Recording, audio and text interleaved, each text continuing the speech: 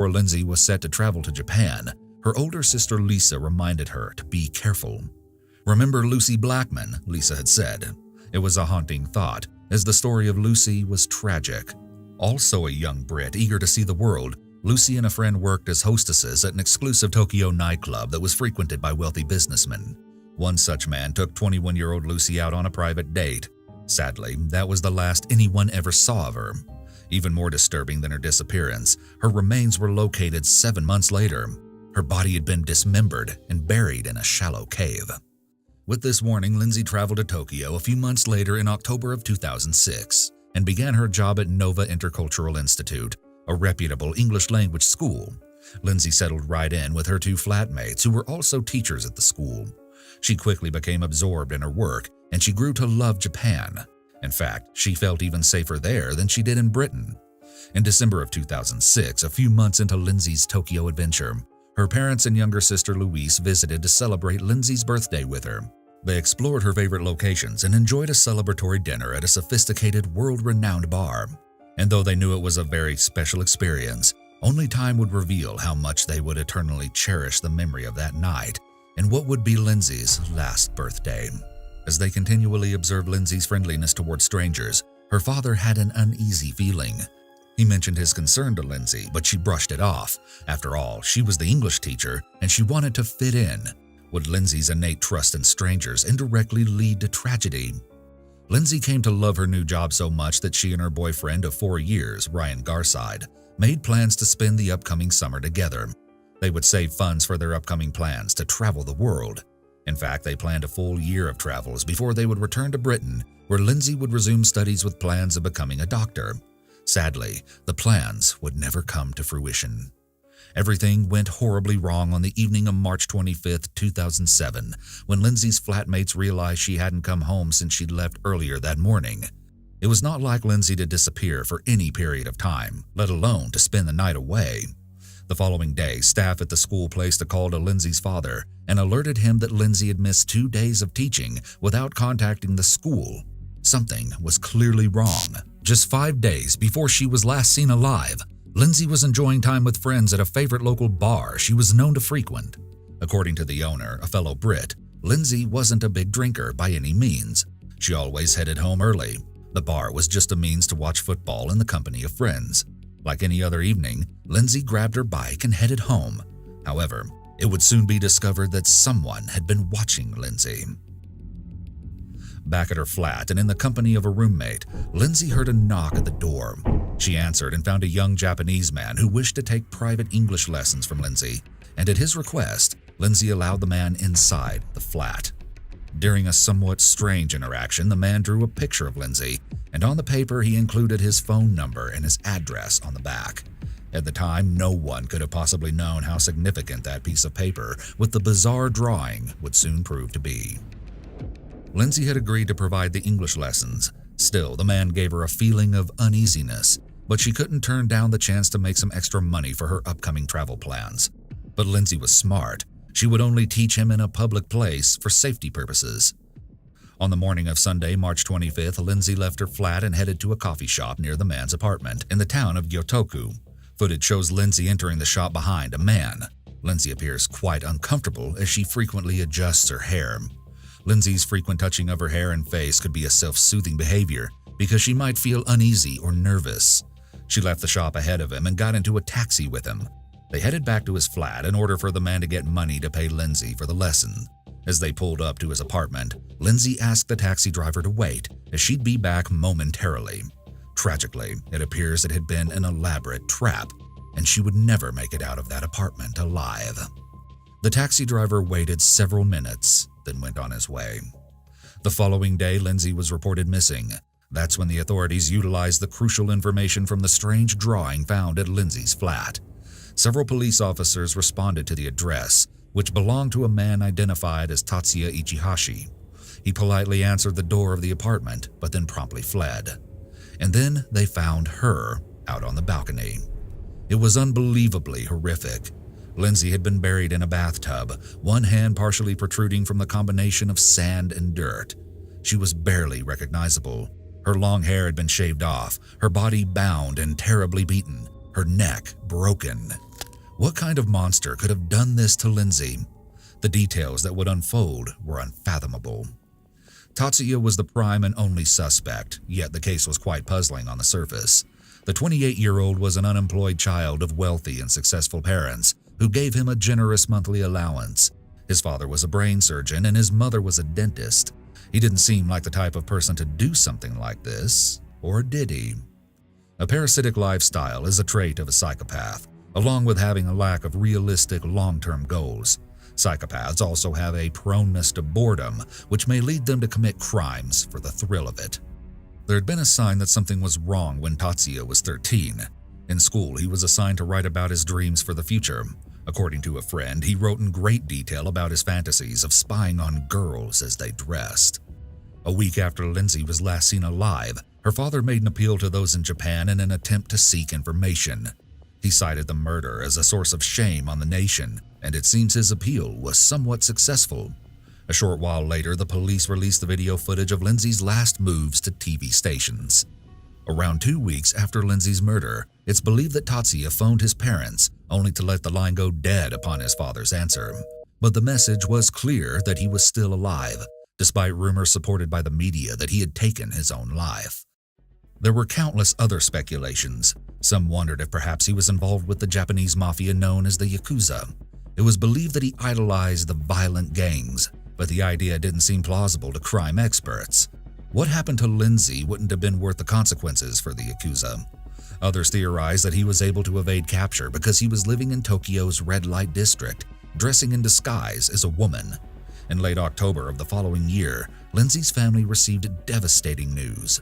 Tokyo police planned to reduce their team of 140 officers assigned to Lindsay's case.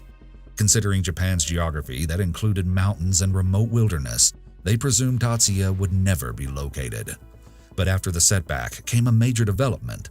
On November 10, 2009, police were contacted by a ticket officer at Osaka Ferry Port, stating an individual that resembled Tatsuya had purchased a ticket for Okinawa. Police quickly approached and questioned the man. He finally folded. With 3 words, the search was finally over. "I am Ichihashi," he said. Bill's instincts had proven true. Tatsuya had been hiding in plain sight all along. Evidently, he'd been working in construction during his months at large. As a loner, he seemed to have mastered the art of blending in. But how had he evaded capture for so long? As the story would unfold, the strangest twist of all would soon be revealed. Tatsuya had performed plastic surgery on himself. He'd sliced off part of his lower lip using a pair of scissors, removed moles from a cheek using a box cutter, and gone so far as to perform a nose job on himself using a needle and thread. In addition to his DIY plastic surgery, he'd saved funds from his jobs and underwent 2 professional procedures that included nose jobs, altered eyelids, cheek implants, and lip thinning treatments. Changing his appearance was the ultimate deception and con, which are 2 traits of psychopathy. Ironically, the very procedures that were intended to hide his identity would lead to his capture.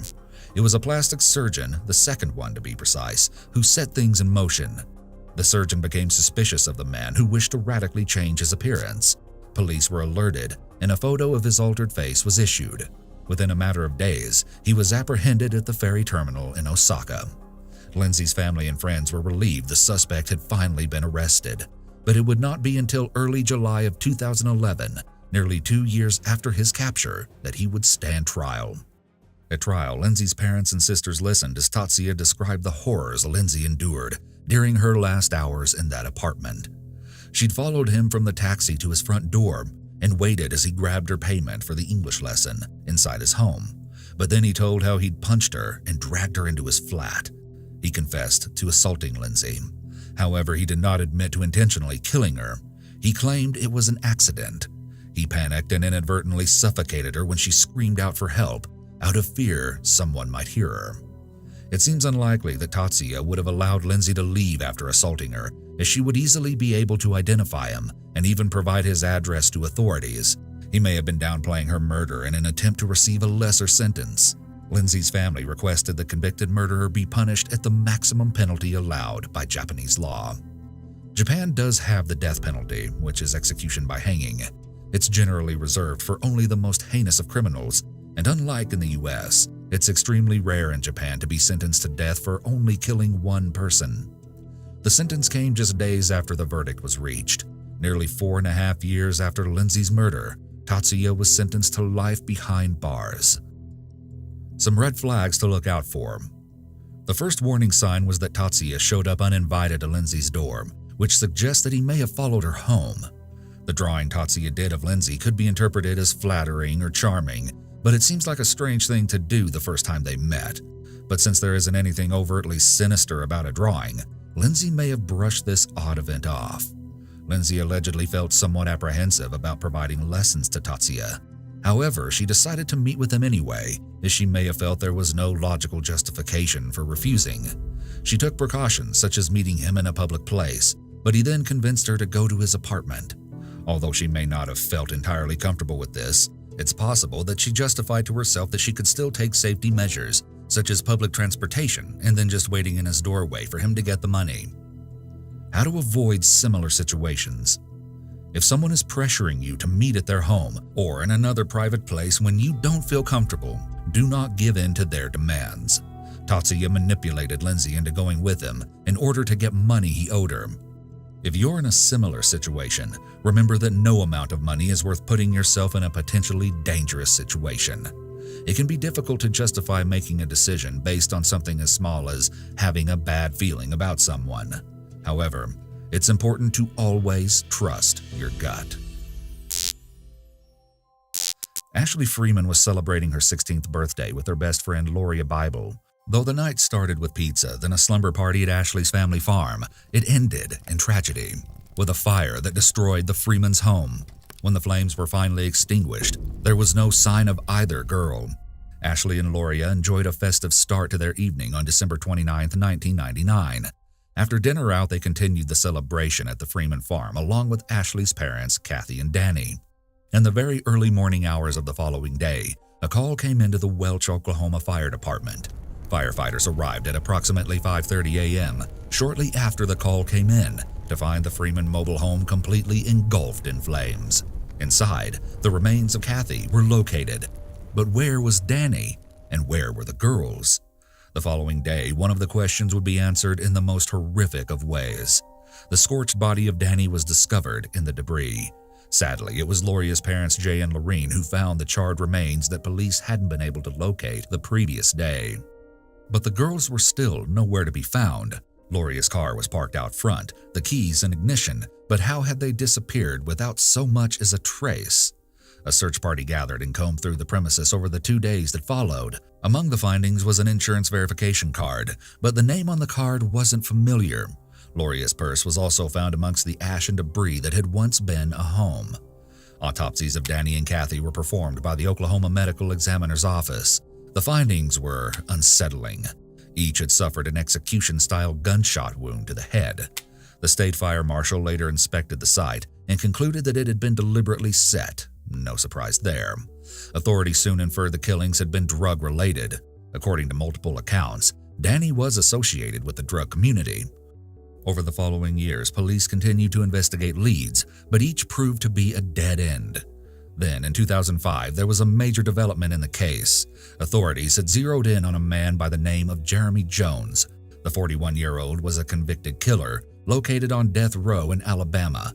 Coincidentally, records showed that Jones was arrested in the early morning hours of December 30th, 1999, the day of the fire. Complaints included public drunkenness and drug paraphernalia possession. The arrest occurred just 18 miles from the location of the Freeman home. Were authorities on the brink of solving the case? Then it happened. Jones confessed to killing Kathy and Danny Freeman and setting their home ablaze. The deadly confrontation had been the result of an attempt to collect on a drug debt. He said that he hadn't expected to find anyone else at the home, and the girls had taken him by surprise. He then took the girls to Galena, Kansas, shot them, and threw their bodies into an abandoned mine shaft. Finally, this case was on its way to being solved, but there was one thing missing: the girls' bodies. Soon after the confession, authorities coordinated a search of the mine shaft. Unfortunately, the search was unsuccessful. There was still no trace of the missing girls. Then, Jones recanted his confession, and authorities were once again back at square one. It may seem surprising that someone would confess to a crime they didn't commit, but it's possible that Jeremy made up the story so he could be in the spotlight. He was apparently already on death row, so he may have felt like he could gain some attention while having nothing to lose. Then he may have enjoyed pulling the rug out from under the police by recanting. When 2009 rolled around, 10 years had elapsed, and the case still remained unsolved. In hopes of inspiring anyone with knowledge of the case to come forward, the Oklahoma State Bureau of Investigation offered up to $10,000 in reward for information that would lead to an arrest and conviction in the killings of Danny and Kathy Freeman. Still, no luck, and the case remained cold. Then, very unexpectedly, an intriguing development occurred at the beginning of 2017. There was a new sheriff in town, and he had come across a box that contained vital information. Authorities kept the items confidential, but a member of the Oklahoma State Bureau of Investigation divulged that the findings were extremely valuable, and the information provided a definite course in potentially solving the case. Everything was about to come out, and the details of the events of the night of the trailer fire and the days that followed were sure to disturb even the most seasoned of detectives. Potential witnesses that had been uncovered were tracked down and interviewed, and a tangled tale of evil began to unwind. Remember the insurance ID card that was found at the scene of the Freeman's fire-ravaged trailer? Well, the owner was located, and she provided valuable pieces of information that jump-started the case. At the time of the Freeman murders and disappearances of the girls, she had been the girlfriend of a man by the name of Phil Welch.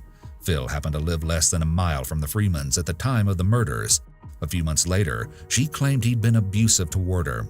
She left her little old sedan behind and ended the relationship. Right after the first woman left Phil, another took her place. This woman would prove to provide groundbreaking information, and others would soon give accounts that paralleled those that she gave. During her interview, she told of conversations she'd overheard between Phil and two other men. She identified the others as David Pennington and Ronnie Dean Busick. She said that they talked about the people killed in Welch, Oklahoma over a drug debt. She'd heard the girls had been taken and eventually killed, and that Pennington and Busick had set the Freeman trailer ablaze. What she said next was shockingly evil. Phil had nailed a poster to his wall that featured a $50,000 reward for information in the disappearances of Ashley and Loria. The poster was a souvenir or reminder of what he'd done, and he was proud of it. But the poster wasn't the worst of it. She said Phil had Polaroid photos kept in a leather briefcase, and the images were horrifying. No question about it, the woman stated. The girls in the photos matched the images on the poster. In the pictures, their hands were tied and their mouths gagged. Leads that had rolled in around that time tied another woman to the case. She had lived with David, and she had also overheard disturbing conversations. In fact, she stated that she heard him talking about the girls all the time. David told her the girls were at the bottom of a pit, and he threatened to throw her in too if she told anyone what she'd heard. And the little car Phil's first girlfriend had left behind when she moved out of his place. She claimed that Phil had been using the car at the time of the killing, and that could explain why the first girlfriend's insurance card was found nearby. And then there was the third man, Ronnie. He'd been heard talking about the Freeman murders and the missing girls. Ronnie told an acquaintance about how the girls had been assaulted and tortured in a trailer in Pitcher and kept alive for several days. Ronnie named Phil as the shooter and said that he and David set the trailer fire after Phil left with the girls in the little old car.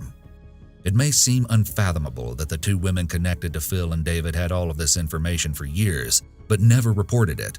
However, they may have been afraid for their own lives, as they knew what the men were capable of. It's also possible that the women may have thought they would get in trouble for not going forward sooner. With this information, investigators believed it was time to go directly to the men at the center of the rumors: Phil, David, and Ronnie. However, there was a big problem. Well, two big problems to be exact. Phil had died in 2007, and David had died in 2015. That left just one. Things were about to get really bad for old Ronnie. In late April of 2018, Ronnie was arrested on 4 counts of murder, kidnapping, and arson. He was seen as more of an accessory than the mastermind, and he pleaded guilty to being an accessory to first-degree murder in mid-July of 2020. Ronnie had an option to have his proposed sentence reduced if he were to lead authorities to the remains of Ashley and Loria. The deal was that his 15-year sentence, 10 years in prison, and the remaining 5 years suspended would be reduced to 5 years behind bars if the remains of Ashley and Loria were successfully recovered. But there would be no such luck for Ronnie or the girls' families, as Ronnie was unable or unwilling to provide the location. On August 31st, Ronnie received the 15-year sentence. Loria's mother, Lorene, stated that she would not stop searching until the girls were brought home, and there's still a shred of hope that the girls' remains will be recovered. 911, what is the location of your emergency? Okay, hello? Hello? Yes, I need you to take a couple deep breaths so I can see what's going on. My name is Russell Faria. Russell, what's going on there? I just got home from a friend's house, and my wife killed herself. She's on the floor. Okay, Russell, I need you to calm down, honey, okay? We're going to get somebody on the way there, okay? The frantic 911 call you just heard was made by Russell Faria just moments after he returned home to discover his wife Betsy's body. Betsy had been given months to live when her breast cancer spread to her liver, but it wasn't the cancer that killed her. Betsy and her husband Russ were married on January 21st, 2000. They lived in Troy, Missouri. Her sister described her as positive and upbeat, a shining light, and as a couple, Betsy and Russ seemed to be doing well considering her illness. A friend of Betsy's even described Russ as a loving and doting husband, but all of that would be thrown into question soon. At first, Betsy's cancer had gone into remission, and the couple planned a cruise for their family and friends as a celebration of life in November of 2011. Unfortunately, just 1 month before they were set to leave, they got the worst news imaginable. Betsy's cancer had spread to her liver, and worse than that, she only had a few more months to live. Still, they went ahead with the cruise and cherished their time together. But things were about to take a drastic turn south, and no one could have predicted how twisted things would get. It was a typical day on December 27th of 2011. Betsy attended morning chemotherapy with an old family friend, Bobby Wan, and Russ was going to pick her up later that night at her mother's after his weekly game night with friends. To Betsy's surprise, her close friend Pam Hupp showed up at treatment and offered to take Betsy home, even though the round trip for Pam would take a full hour. The ladies had met 10 years earlier through their work in insurance sales. Betsy accepted the generous offer. Little did she know, this would be her last trip home. Pam dropped Betsy off at home around 7 p.m. Pam placed a call to her husband Mark Hupp a few minutes later to let him know she was about to leave Betsy's house and would soon be home. He didn't answer, so Pam left a short message. Betsy chimed in with a quick Merry Christmas and Happy New Year. The call ended and Pam departed Betsy's house, headed for her own. Meanwhile, Russ's evening had been uneventful. His 5 friends had called it a night around 9, and Russ left and stopped off at an Arby's for a couple sandwiches. But Russ's life was about to change forever. He arrived home expecting to find Betsy asleep on the couch, but instead he discovered her lying on the living room floor near their couch, covered in blood. Russ frantically placed his 911 call at 9:40. What did she do? Do you know? She got a knife in her neck and she sliced her arms. Okay, calm down, honey. Is she breathing at all? No. She is not breathing? No, there's one too much. Okay,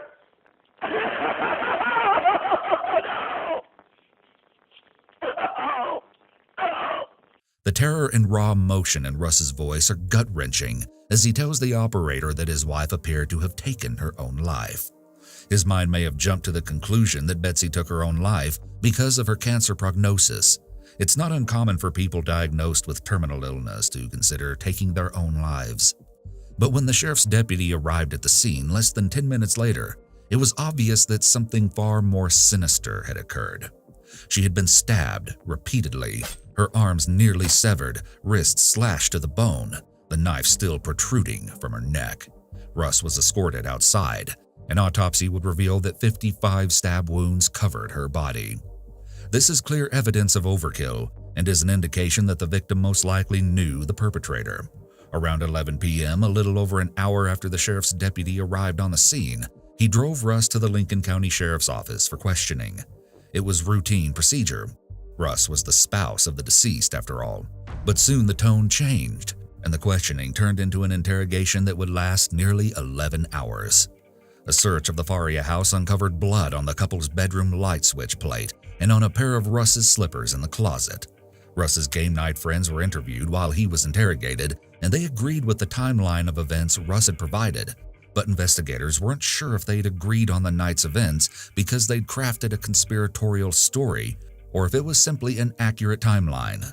At about 6:40 the next morning, 2 detectives arrived to interview Betsy's friend Pam. She proved to be very helpful to the investigation. 4 days prior to Betsy's stabbing, Betsy had changed the beneficiary on a $150,000 life insurance policy from Russ to Pam. According to Pam, Russ and Betsy's daughters couldn't be trusted to handle the funds, so Pam agreed to manage funds for Betsy's daughters. Pam also claimed Betsy had told her that Russ was physically abusive. The doting husband was starting to sound more like a heartless bully. Russ was released after being in police custody for nearly 24 hours, but his freedom was only temporary. He was arrested on January 4, 2012, the day after Betsy's funeral, on charges of first-degree murder and armed criminal action. For the following 22 months, Russ sat in prison awaiting trial, which finally began in late November of 2013. Jurors listened as the prosecution built quite a case against Russ. They proposed that Russ had been driven by rage when he discovered life policy paperwork that had been left on the kitchen counter. As well, prosecution suggested that Russ had left his phone at his friend's place during game night, made the 30-minute commute back to the Faria home, murdered Betsy, and then a loyal friend from the group delivered his phone along with an Arby's receipt later that night in an effort to mislead investigators. When the 911 call was played for the jury, prosecution also argued that Russ's emotions were over the top and insincere, saying he was faking his reaction to Betsy's brutalized body. And then there were the slippers. The blood on Russ's slippers found in the bedroom closet was damning, no doubt about it. When Pam was called to testify as witness for the prosecution, she reinforced the argument that the Faria marriage wasn't the happy one it appeared to be. Not happy at all. And as beneficiary of the $150,000, Hupp testified that she had set up a trust for the girls in the amount of $100,000. As for the other $50,000, Betsy asked that it be set aside to help a friend's daughter, a 12-year-old child whose mother had recently died of cancer. The jury deliberated for about 4 hours, and it was no surprise that Russ was found guilty of the heinous crime. A month later, Russ received a sentence of life in prison without the possibility of parole. End of story, right? Not at all. After the dust settled from the conclusion of the trial, some of the questions about Betsy's murder were anything but answered. It turns out that the jury had not been permitted to hear facts that Russ's attorney Joel Schwartz was certain would have changed the outcome of the trial. Because of this, Russ was granted a retrial on June 5, 2015. In fact, the presiding judge went so far as to describe the original trial as rather disturbing. Just 2 weeks prior to the retrial, a shocking bombshell was dropped. A forensic expert found a document on a Faria computer. It seemed to be an email Pam had mentioned to police a few years earlier, and it detailed Betsy's fears concerning Russ. In the email, she wrote that she felt he was going to harm her and mentioned an incident where Russ allegedly held a pillow over her face. She asked Pam if she would serve as beneficiary to Betsy's life policy, so Pam could handle funds for Betsy's daughters. With this new evidence, the retrial was going to be a challenging battle. November 2, 2015 arrived, and the trial commenced. Once again, the prosecution painted Russ as the abusive husband and Betsy the fearful victim. The defense stated that it appeared Betsy had been dead for some time when Russ discovered her body, and testimony of a paramedic supported the claim, saying that she was cold and stiff to the touch upon his arrival at the scene. However, Russ's lawyer also introduced a new potential suspect, and it was none other than, you guessed it, Pam Hupp. She was the last to see Betsy after all. Some peculiar things about Pam were about to emerge. There were inconsistencies in Pam's previous accounts of the evening. Initially, she'd stated she hadn't gone inside Betsy's home. On another occasion, she said she'd stuck around at Betsy's for 20 minutes. At trial, she testified she was back home by 7:27. Phone records showed that she had called Betsy at that time, but why? And why didn't Betsy answer the call? Most importantly, as indicated by cell phone records, why was Pam still within 3 miles of Betsy's home when she placed the call? Perhaps the strangest, most unbelievable twist was a police officer's testimony that during the previous summer, Pam had described her and Betsy as, get this, lovers. According to Pam, they'd been engaged in a secret romantic relationship for 10 years. And boy, had Russ been angry when he'd found out. Then the document found on the Faria computer was introduced. Not a great development for Russ. Or was it? The defense expert testified that the letter had been planted 5 days before Betsy was murdered. It was the only document on the computer with an unknown author, and it had been created in a word processing program the computer didn't even have. Interesting. So if Betsy hadn't written the email, who had? Russ's bloody slippers were also addressed, but a CSI who had investigated the scene testified that the slippers looked like they'd been dipped in blood, not worn through a bloody path. On top of this, cell phone records, receipts, and even merchant footage backed up Russ's account of the evening as he ran errands and grabbed his Arby's meal. On November 6, 2015, the judge decided the case. This time, Russ was acquitted. But a very important question still remained. If Russ hadn't killed Betsy, who had? Russ's lawyer literally couldn't rest. He was losing sleep over the murder despite his client's acquittal. Prosecuting attorney Askey had no intention of pursuing any other suspect, but Schwartz's gut told him that someone else was going to die. An ominous prediction that would soon prove true. In what seemed to be a completely unrelated event, on August 16, 2016, Pam was in her car in her driveway when a strange man confronted her.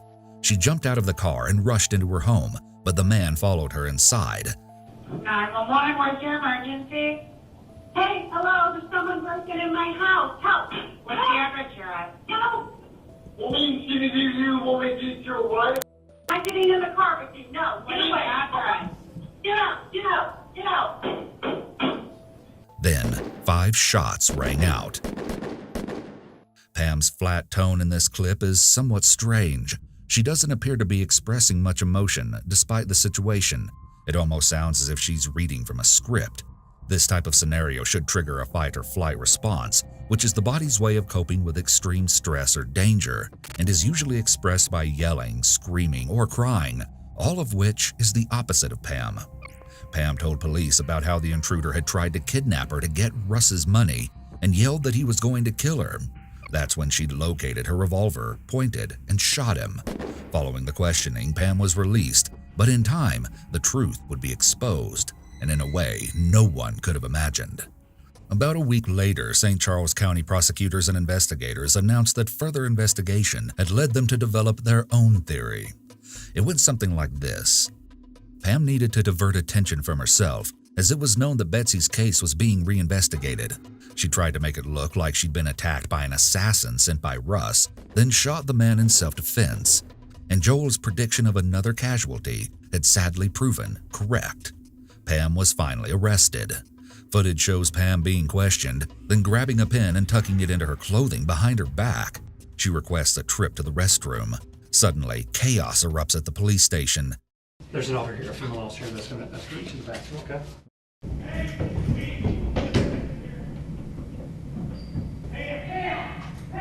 Pam has attempted to take her life by inflicting injuries to her neck and wrists using the pen she'd hidden.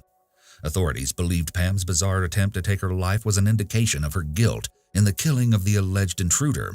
He was identified as 33-year-old Louis Gumpenberger, who was mentally and physically disabled due to a horrific car crash in 2005. It definitely didn't do Pam any favors when cell phone records indicated a ping near the home Louis shared with his mother and son just 45 minutes before she placed the 911 call. The call seemed like nothing more than a terrible performance on Pam's part. And how had Louis made the 13-mile commute to Pam's home? He rarely left his apartment, with the exception of brief walks with his mother. Furthermore, in Louis's pocket were 9 $100 bills. It just so happened that 4 of the bills were sequential to a $100 bill located in Pam's dresser. An unlikely coincidence, don't you think? A strange note was discovered in Louis's pocket. It seemed to be a pitiful attempt to incriminate him, but it was quite obviously planted. Then a chilling piece of information surfaced. Louis wasn't the only person Pam had allegedly tried to lure into her vehicle. 6 days before his death, a police report was filed by a woman who'd been approached by a Dateline producer at her home in St. Charles County. The offer was enticing. She would be paid $1,000 by the producer for simply reenacting a 911 call for the show. But her instincts told her something wasn't quite right. She'd made the mistake of getting into the car and quickly told the woman to take her back home. The woman did, and a home security camera captured footage of the 2016 Acadia and the license plate. The vehicle was found to belong to, yes, Pam Hupp. On August 12, 2019, Pam was sentenced to life in prison without the possibility of parole for the killing of Lewis. The death penalty was taken off the table when Pam entered an Alford plea.